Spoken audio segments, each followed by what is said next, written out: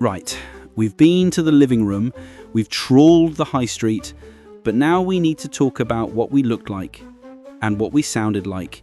And let's be honest, it was a mixed bag.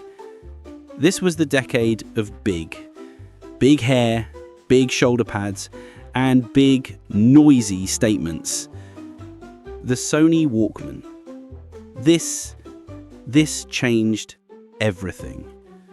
Before the Walkman, music was a shared experience.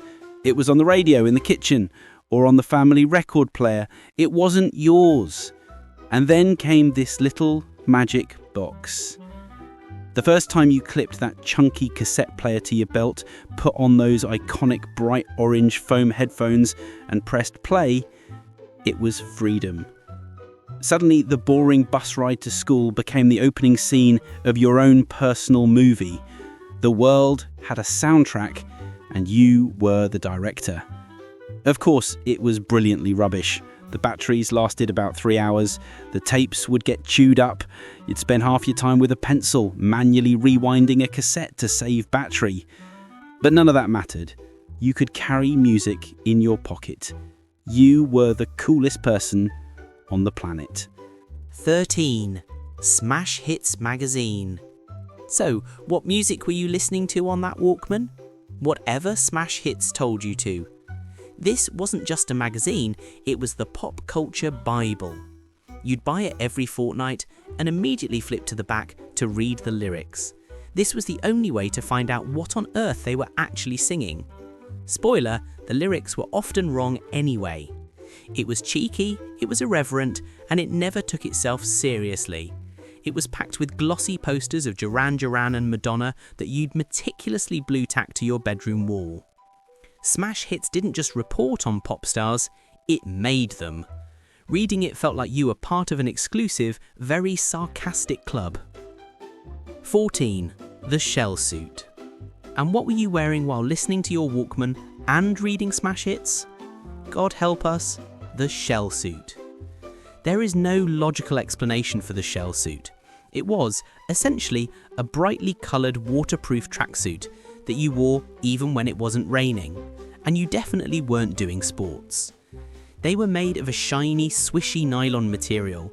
They made a noise every time you moved. Swish, swish, swish. You could hear someone coming from 3 streets away. They came in clashing neon colours, pinks, purples, turquoises. They were non-breathable, meaning you were constantly damp, and they were highly flammable. But my goodness, we thought we looked cool. A matching top and bottoms, zipped all the way up, it was the unofficial uniform of the British public, a crime against fashion we all gleefully committed together. If you were a kid in the 80s, you didn't just walk, you rode. And the ultimate status symbol, the king of the streets, was the BMX bike. Specifically, the Raleigh Burner. This was our Ferrari. Forget kit, this was the vehicle we all truly craved. Getting one of these, especially the chrome super tough burner with the yellow Skyway tough wheels, meant you were the undisputed ruler of the cul-de-sac. We spent entire summers building shoddy ramps out of planks of wood and bricks, launching ourselves into the air for about half a second and feeling like absolute daredevils. It was a ticket to freedom, a mark of status, and the cause of more scraped knees and elbows than anything else in the decade. 16. The Radio 1 Roadshow. Music wasn't just in your headphones. In the summer, it was live, loud, and on a beach near you. The Radio 1 Roadshow was a national institution. It would roll into seaside towns like Newquay or Blackpool, a giant articulated lorry unfolding into a massive stage. DJs like Simon Mayo or Steve Wright would broadcast live to the entire nation, right from the seafront. It was an event. Families planned holidays around it. You'd stand in a massive crowd waving a homemade banner, trying to get on the radio. It was your first experience of live music, complete with silly games, giveaways, and the smell of sun cream and vinegar from the nearby chip shop. It made radio feel alive. 17. Iconic TV adverts. It's a strange thing to be nostalgic for, commercials.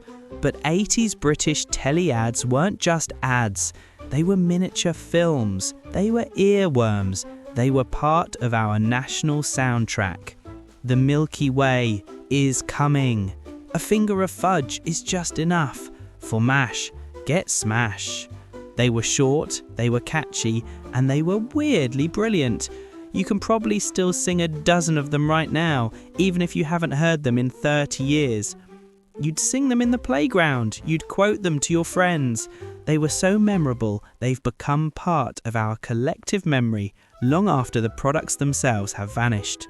Which one is still stuck in your head? Alright, we've covered what we watched, where we shopped, and what we wore. Now it's time for the really important stuff, what we ate. And 80s food, well, it was a time of convenience, custard, and a lot of artificial colouring. This was the golden age of boil in the bag, frozen beige food, and desserts that could glow in the dark. 18. School puddings. School lunches themselves were often a grim affair. Grey meat, lumpy gravy, potatoes that tasted suspiciously metallic. But the puddings, oh, the puddings were legendary. This was our reward for surviving the main course.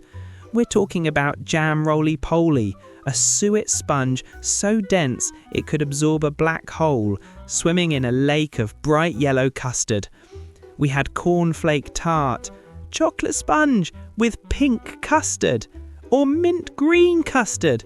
Why? No one ever asked. We just ate it. They weren't gourmet, they weren't subtle, but they were hot, incredibly sweet, and the undeniable high point of every school day. 19. The milkman.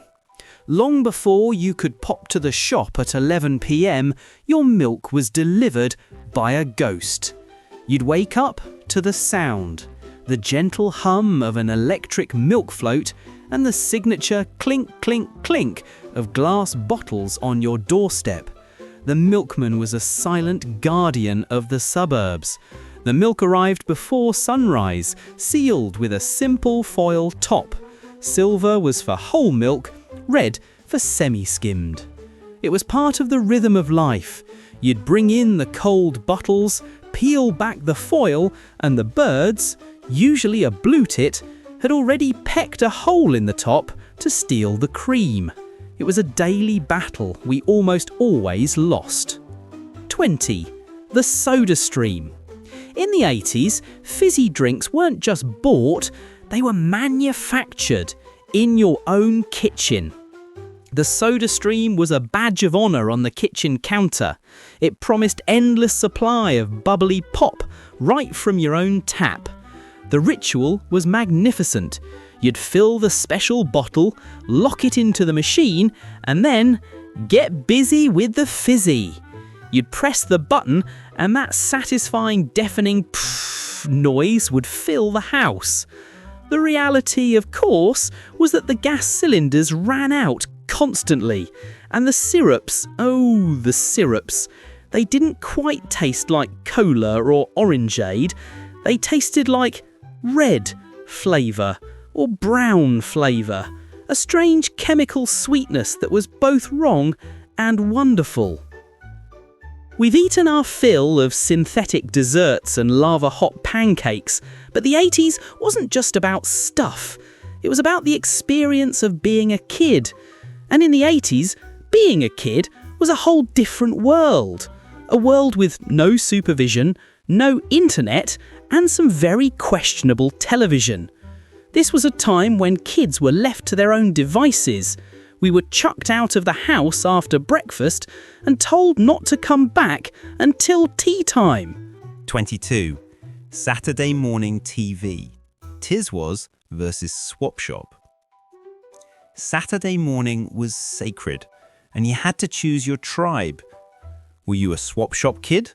Wholesome, polite, sensible? You'd watch Noel Edmonds and Maggie Philbin, and you'd genuinely be interested in swapping your second-best roller skates for a telescope. Or were you a Tiswas kid? Tiswas was the opposite. It was pure, unadulterated chaos. It was Chris Tarrant, Sally James, custard pies, water buckets, and the phantom flanflinger. It felt dangerous. It felt like the parents weren't in charge. It was anarchic, loud, and utterly brilliant. Whichever you chose, for 3 hours, the telly belonged entirely to us. 23. Saturday morning cartoons. Of course, TV wasn't just live-action chaos. It was our portal to other worlds. He-Man, Dungeons and Dragons, the Raccoons, Thundercats. The theme tunes were epic. The animation was, well, it was repetitive. But we didn't care. The rules were simple. You had to be up, dressed and parked in front of the TV with your cereal by 9 a.m. There was no watch later. There was no streaming. If you missed it, you missed it. You'd have to wait an entire week and then hope to get a coherent summary from your friend in the playground on Monday. It was event television in its purest form. 24. The paper round. How did we fund our obsession with smash hits and pick and mix? We got a job. And the first job for almost every 80s kid was the paper round. Waking up at 6 a.m, in the dark, in the freezing cold, or the rain. Stuffing a ridiculously heavy canvas bag with what felt like 100 copies of the Daily Mail. You'd cycle around the streets, your fingers numb, trying to fold a Sunday supplement so it would actually fit through a letterbox. It was brutal. It taught you responsibility, the value of a pound coin, and a deep, abiding hatred for tiny letterboxes. You'd earn maybe £5 a week, and you'd feel like a millionaire. 25. Public information films. And finally, how did society keep us safe in this unsupervised world? Simple. They terrified us. They didn't gently suggest we be careful. They produced short films designed to haunt our dreams for the rest of our lives. The Green Cross Code Man, who looked suspiciously like Darth Vader, taught us how to cross the road. Charlie Says warned us not to talk to strangers. But the worst were the ones about playing near water or farms or electricity substations. Eerie music, a grim voiceover, and the inevitable, horrifying conclusion. These films weren't just educational, they were tiny state-sanctioned horror movies, and we never ever forgot them.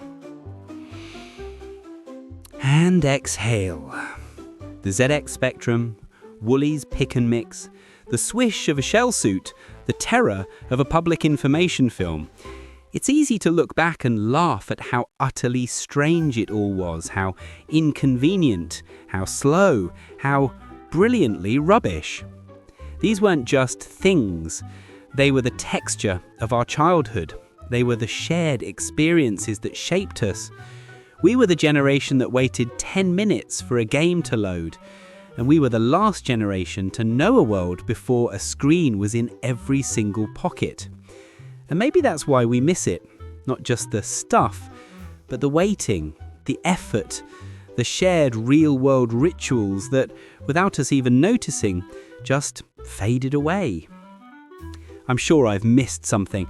What's that one memory that hits you right in the nostalgia? That one brilliantly rubbish thing that still lives rent-free in your head? Let us all know in the comments. We'd love to hear your stories. Thanks for joining us on this trip back.